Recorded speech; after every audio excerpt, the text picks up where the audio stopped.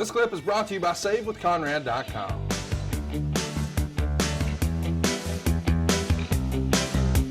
And we hope you guys, by the way, remember that you get all these shows early and ad-free over at adfreeshows.com and, of course, patreon.com/WHW Monday.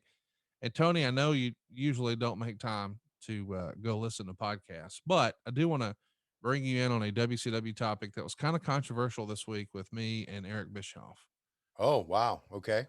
We just recently watched, because as you know, this past week, we celebrated the 25th anniversary of Scott Hall coming down the stands in Nitro, sort of the embryo of the NWO. That was 25 years ago this past week. So Eric and I watched the Nitro that aired that night and the Raw that aired that night, just for context. So sort of see where the business was pre-NWO. And all these years later, Eric still contends that the reason the angle worked is because Scott Hall and Kevin Nash were back for revenge from being Vinny Vegas and the Diamond Stud.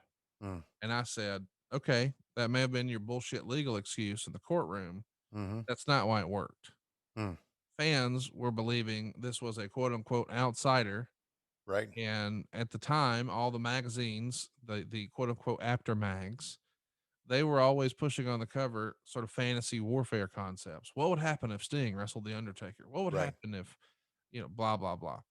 So now we can actually make that happen. So Razor, fresh off of WWE TV, shows up, says, you know who I am, but you don't know why I'm here. Right. You want a war? And he even mentioned specifically characters that were mentioned on Raw where they were sort of mocking WCW. The Nacho Man, the Huckster, Billionaire Ted, right, Scheme Gene. Right. So it feels very much like, hey, this is retaliation, for what, blah, blah, blah, blah, blah. So I'm saying all that to say Eric Bischoff's full of shit. Yes. We love Eric. Good guy. Yes. Have a lot of fun with him, but you're right. He is full of shit. And we all know, the world knows why it worked. And it worked because fans tuned it in and thought, oh shit, the shit's on now. And the war was on. And you know what? Everybody benefited from it. Took Vince a little while to benefit from it, but obviously Eric benefited from it. Great times. But in your head though, it's Razor and Diesel. It's not Vinny Vegas. No, of course it's Razor and Diesel. Of course it is. Here's my further evidence on that argument, and I'm glad you're on my side. If that was really the case, how come when Scott Hall and Kevin Nash had the microphone at any point during their run, never did they acknowledge Vinny Vegas or the Diamond Stud? Never. Right. No. Not only that, when Diesel first came out, or Kevin Nash first came out, if I remember correctly, and I don't have the retention that a lot of people do, as we've talked about already on this episode, he got the microphone and he confronted Eric about what Eric was saying on camera about their show.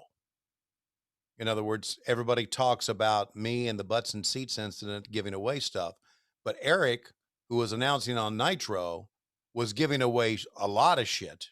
Yes. That went on, and that's kind of they look past that, but Eric was giving away shit that happened on Raw, and Kevin Nash came out to confront him about that, or about making fun of them. So yeah, that's what it was about. Everybody knows that, but Eric maintains it's not, huh? Yeah, to the point where we were arguing, and he said, I wrote the shit. What the fuck did you know? You were picking your nose. Yeah. Eating a Domino's pizza. Mm-hmm. It wasn't wrong. I mean, I was probably picking my nose, and I was definitely eating a Domino's pizza, but and that was a hurtful thing to say. But well, you know what? You bring out hurtful things in people. That's I'm going to talk to my mama about this. You should. My mama is going to have a talk with you. Yeah, I know. You should have your mom on here with us one day. I know you would zip it up then. Can you? You would button up your shit then, buddy. Let's be clear. My mom would tear you a new one. Yeah, she'd tear you a new one for being an asshole to people. No. Oh yeah. She would double down. Oh really? Yeah. You forget I was raised with Larry Thompson. Yeah. Okay. Larry Thompson's a ball buster from way back. Yeah.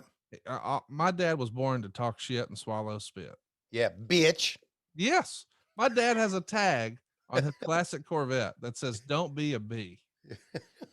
Like, don't be a bitch. Yeah. I mean, because that's, as you know, from hanging out with my dad, Tony Schiavone, are you really a Bulldog fan? Don't be a bitch. I mean, that's my dad. Yeah. My dad could have been a promo guy back in the day. I know. I was just, when I first met him and he was watching that Alabama game, every play was, tackle him, you bitch. Hit that motherfucker. You bitch. I'm thinking, this guy's got his verbiage down, buddy. Hey, it's Conrad Thompson. Thanks for checking out the podcast here on YouTube. Be sure to hit the subscribe button and the notifications bell so you get a notice anytime we upload some new content. And go save yourself some money right now. If you're in a 30-year loan or you have credit card debt, it's not a matter of if I can save you money. It's a matter of how much. Find out right now for free at SaveWithConrad.com.